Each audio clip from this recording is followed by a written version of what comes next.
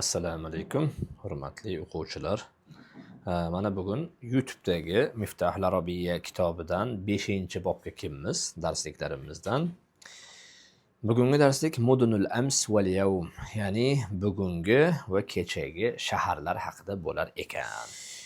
Umamun nahadat Singapura, ya'ni Singapur kabi o'sgan, rivojlangan millatlar, xalqlar haqida bo'ladi.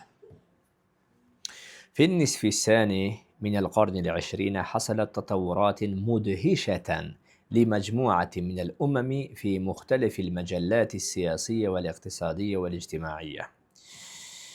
20-asrning ikkinchi yarmida turli xil sohalarda, ijtimoiy, iqtisodiy, siyosiy sohalarda ba'zi bir millatlar mudhish, ya'ni ajablanarli tarzda rivojlanishgan.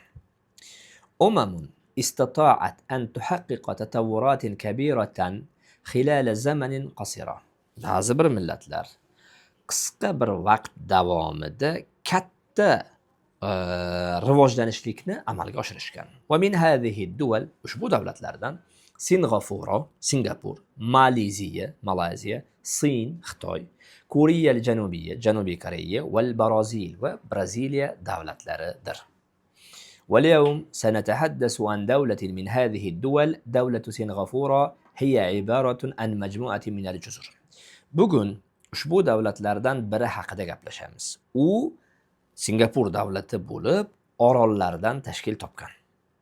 Taqa'u fi janubi sharqi Osiyo. U Osiyoning sharqiy janubiy qismida bor, joylashgan.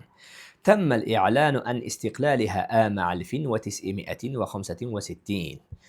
Singapurning mustaqilligi 1965-yilda e'lon qilingan. Va tu'addu asghara dawlatin fi qarati Asiya ala al-itlaq.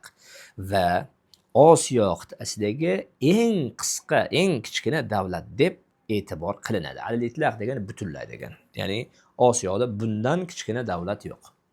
Va laqall min nahiyatil mawarid, va u yetmaganidek resurs, tabiiy manbalardan ham eng oziga egalik qiladi. وفي العام نفسه تولى لي كوان يو منصب أول رئيس وزراء للدولة المستقلة حديثا. وأنا شو yilning o'zida, ya'ni 1965-yilning o'zida hozirgi mustaqil bo'lgan davlatning prezident vazifasini Li Kuan Yu egallaydi. Bu haqida kitob bor.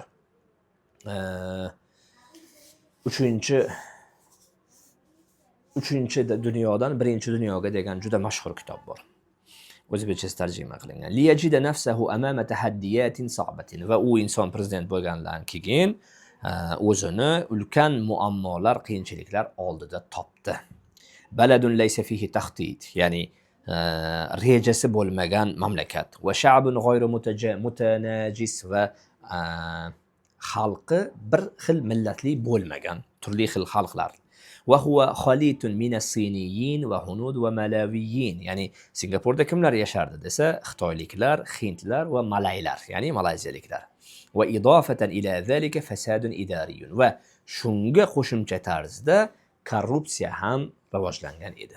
Fasadun idariyun degani korrupsiya, ta'magirlikdir.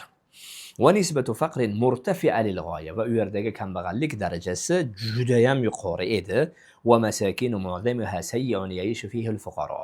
Va u yerdagi ko'plab binolar juda ham yomon edi va unda kambag'allar yashashar edi. Amma al-yawm faqad taghayyarat Singapuratu tamaman. Ammo bugunga kelib Singapur butunlay o'zgargan. Iz sarat fi qa'imati aghna duwalil a'lam. Ya'niki hozirgi kunda dunyo davlatlarining eng boy ro'yxatida turadi.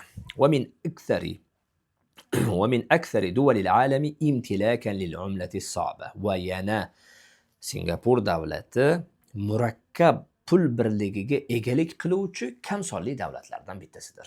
Ya'ni pul dollarga nisbatan o'ynayveradigan davlat emas. ومن أكثر دول العالم المستقرة سياسيا في قارة آسيا. Va Osiyo qit'asidagi siyosiy barqaror davlatlardan biridir. وتعد أيضا واحدة من أفضل دول العالم في التعليم. Va yana ta'lim sohasida dunyoning eng afzallaridan biri sanaladi. إذ تستقطب وفودا وبعثات عالمية للدراسة في مدارسها وجامعاتها. ya'ni uning ta'limda afzalligi shu darajadaki, uning universitet va maktablarida o'qishlik uchun xalqaro konferensiyalar, xalqaro delegatsiyalar tashrif buyurishadi. هذا التطور الذي شهدته سنغافورة لم يحدث بين ليلة وضحاها. Singapur boshidan o'tkazgan bu rivojlanish bir kecha kunduzda sodir bo'lib qolmagan. بل بدأ منذ استقلالها سنة 1965 ميلاديا حتى منتصف التسعينيات على الأقل. ya'ni u o'sha mustaqilligining birinchi kunidan boshlab 90-yillarning yarmigacha davom etdi. كما أن هذه النهضة كان لها عوامل عدة. va yana ushbu ulg'ayishni, ushbu tirilishni bir necha sabablari bor. وهي birinchisi qoid hakimun, ya'ni qoid degani qo'mondon, boshliq degani. Oqil prezident. التعليم الجيد, yaxshi ta'lim, mukafahatul fasad bi kulli al-wasail, va barcha vositalar bilan korrupsiyaga qarshi kurashish, ya'ni 3 ta sabab tufayli mana 1965-yilda kambag'al bo'lgan davlat hozir dunyoning eng boylaridan, eng zo'rlaridan hisoblanadi. Pasporti ham birinchi o'rinda turadi. فقد كان لي كوان يو الأب الروحي لتجربة السنغافورية مهتما بتطوير التعليم في بلاده لدرجة كبيرة. در haqiqat Li Kuan Yu, ya'ni Singapurning prezidenti, dunyodagi katta darajada mamlakatni ta'limni rivojlantirishga e'tibor bergan ruhoniy otasi hisoblanar edi. في وقت الذي اهتم فيه بتوفير الموارد المالية من هلال القضاء على الفساد وجذب الاستثمارات من الخارج.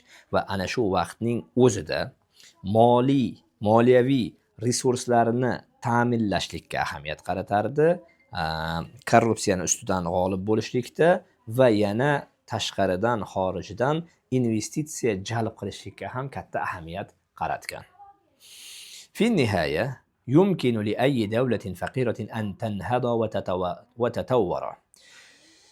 Nihoyasi gapni shuki, har qanday kambag'al davlat rivojlanishi va o'sishligi mumkin. ويمكن لأي شعب أن يرتقي مهما كان غارقا في الجهل. va har qanday millat qanchalik jaholatga botgan bo'lsa ham qutulishligi, yuksalishligi mumkin. وتظل معايير القيادة الحكيمة هي الأساس لبناء المستقبل القوي. va oqil boshqaruv me'yorlari davom etar ekan, u kuchli kelajakning qurishligiga asos bo'ladi. Bu Al Jazeera gazetasida chiqqan bir sarlavha edi.